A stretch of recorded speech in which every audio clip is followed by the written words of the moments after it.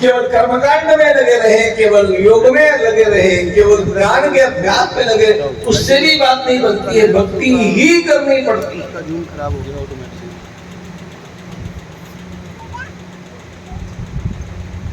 श्रीमद् भागवत का, रामचरितमानस का, ज्ञानेश्वरी का, हमारे सब श्रेष्ठ ग्रंथों का निष्कर्ष यह है कि भक्ति के बिना जीवन अधूरा है। अन्य बातें चाहे सो कर लो, केवल ज्ञान से भी नहीं चलेगा। ऐसा नहीं कहा है कि अन्य बातों की आवश्यकता नहीं है। अरे मनुष्य को शरीर है तो उसको अन्न चाहिए, उसको वस्त्र चाहिए, निवास के लिए स्थान चाहिए, लेकिन अन्न के स्थान पर, वस्त्रों के स्थान पर, निवास के स्थान पर उत्तमोत्तम चीजें प्राप्त होने पर भी मनुष्य का मन भरता नहीं। मनुष्य का मन भरने का, उसे परिपूर्ण समाधान और आनंद देने का सामर्थ्य केवल भगवान की भक्ति में है। बाकी सारी बातें कितनी भी प्राप्त होने पर भी तृष्णा नहीं मिटती है, समाधान प्राप्त नहीं होता है। ज्ञान से भी जीवन लूका लूका हो जाता है।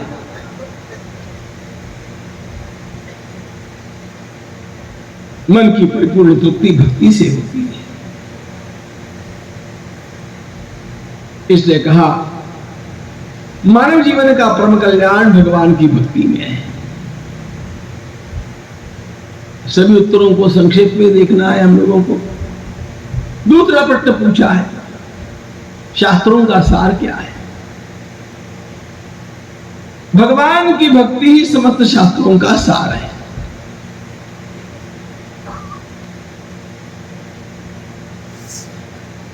सारे वेदों का सार भगवत गीता में आया, और भगवत गीता का सार भगवत गीता के अंतिम 2 श्लोकों में आया। भगवान के उपदेश के जो 2 श्लोक हैं,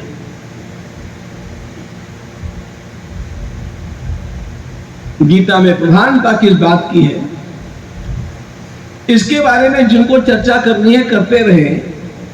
भगवान ने गीता के उपदेश का सार अपनी वाणी से निकाल करके दिया है। परम भूय प्रवक्ष्यामि, भगवान कहते हैं अर्जुन सुनो, मैं तुम्हें सर्वगुह्यतमं भूयः शृणु मे परमं वचः इष्टोऽसि मे दृढमिति ततो वक्ष्यामि ते हितम्। भगवान के उपदेश के अंतिम श्लोक है। जो कुछ मैंने अब तक कहा अर्जुन, उसका सार मैं बतलाता हूं। और ऐसे कह करके भगवान ने 2 श्लोकों का उच्चारण किया, जो दोनों श्लोक भगवान की भक्ति के ही श्लोक हैं। मन्मना भव मद्भक्तो मद्याजी मां नमस्कुरु मामे वैश्यसि सत्यन्ते प्रतिजाने प्रियोऽसि मे सर्वधर्मान् परित्यज्य मामेकं शरणं व्रज अहं त्वा सर्वपापेभ्यो मोक्षयिष्यामि मा शुचः। यहां गीता का उपदेश पूरा हो गया, और ये दोनों श्लोक भगवत भक्ति के श्लोक हैं।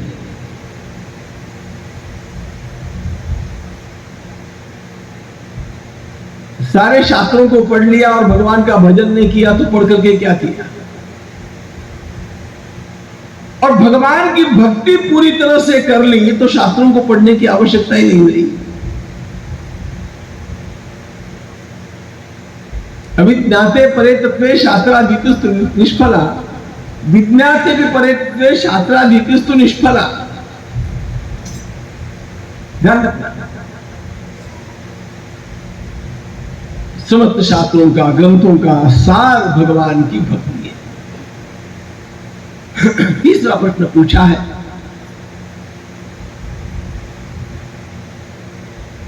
भगवान अवतार लेकर के क्यों आते हैं? दुष्टों को मारने के लिए भगवान को आने की आवश्यकता नहीं है। एक रावण को, उस पागल को खत्म करने के लिए भगवान को पधारना पड़े, 14 वर्षों का वनवास ग्रहण करना पड़े, उसके पश्चात सागर के ऊपर पुल निर्माण करना पड़े। इतना रावण कहां का बढ़ाया था।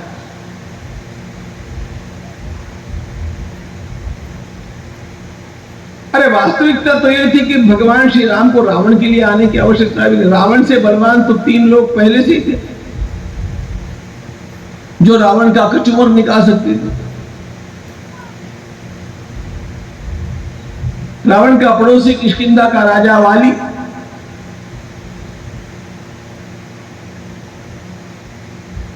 दत्तात्रेय भगवान का महान भक्त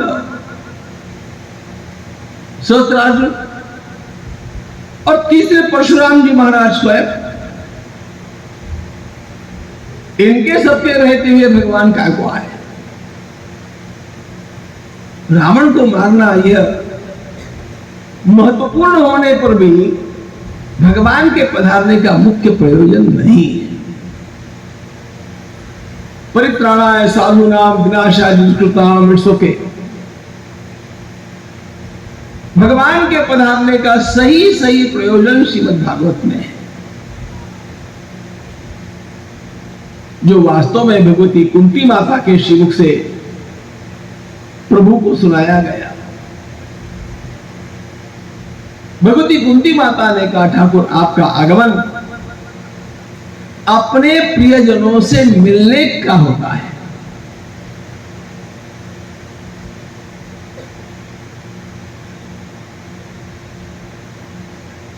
ये मार को काट के काम तो दूसरे लोग भी कर सकते हैं।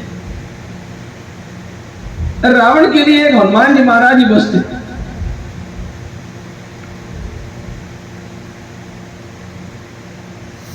लेकिन प्रभु का आगमन होता है। तथा परमहंसानां योगिनां अमलात्मनां भक्ति योग विधानार्थं कथम पश्येमहि स्त्रियः। ये भगवान के आगमन का मुख्य कारण है। भगवान अपने प्रियजनों से मिलने के लिए आते हैं, और वह काम अन्य लोगों के द्वारा किया नहीं जा सकता। प्रियजन तो तभी संतुष्ट होते हैं जब स्वयं कोई आवे उनका प्रिय।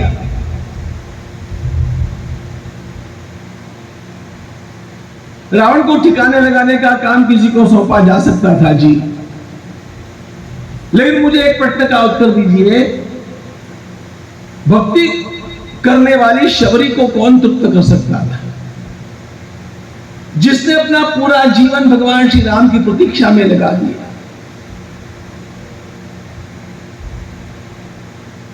केवल अपने गुरुदेव के मुख से सुना कि बिटिया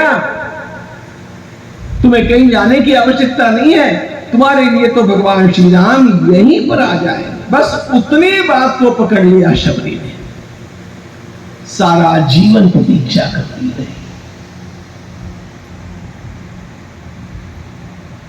शबरी ने आसन एक दिन नहीं बिछाया, रोज बिछाया। कंदमूल फल एक दिन नहीं, क्योंकि शबरी ने, गुरुदेव तो चले गए मतंग मुनि, शबरी को पछतावा इस बात का हुआ कि राम जी आएंगे तो बात ठीक है, कब आएंगे।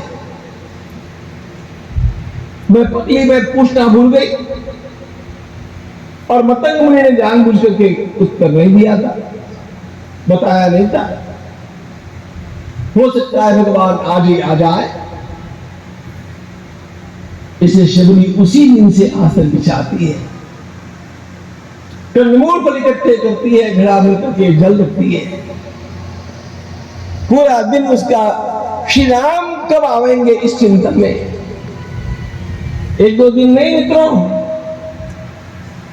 रोज सुबह से शाम और पूरा का पूरा जीवन शबरी ने अन्य कुछ भी नहीं किया, केवल श्री राम की प्रतीक्षा। आपको पता होना चाहिए जिस दिन भगवान पधारे हैं वो शबरी के जीवन का अंतिम दिन है। प्रभु के सामने शबरी ने अपना शरीर त्यागा है।